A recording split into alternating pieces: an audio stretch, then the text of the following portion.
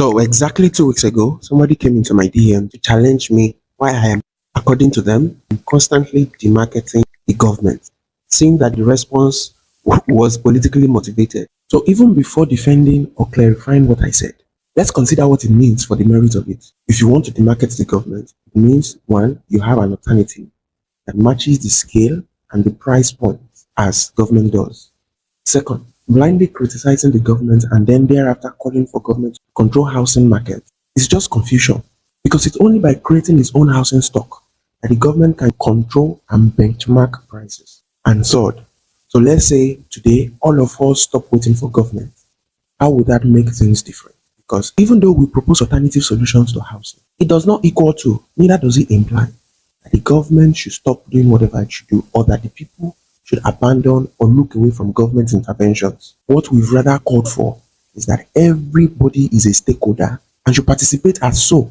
And that said, for context, was video where I said the federal government is too big an entity to provide a housing solution that is diverse enough or fragmented enough to trickle down to the real people who need it.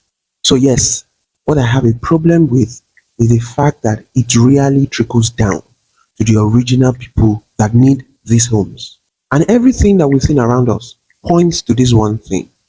Housing is grassroots, which happens at the ward, at the council, and maximum at the local government council. So the 1 or 2, the 30 or 50 that comes from the federal government to supplement that stock would be better effective at improving the housing situation, better than all of us just waiting for a centralized solution that does not even capture or attend to the specifics of our own problem. So think about this. At what point is it easy to understand that the needs of Mr. A is slightly different from Mr. B, and both of them together is also different from Mr. C? Is it at the point where they understand the details of their problem versus a centralized solution that does not even understand the details of Mr. A, Mr. B, or Mr. C's needs?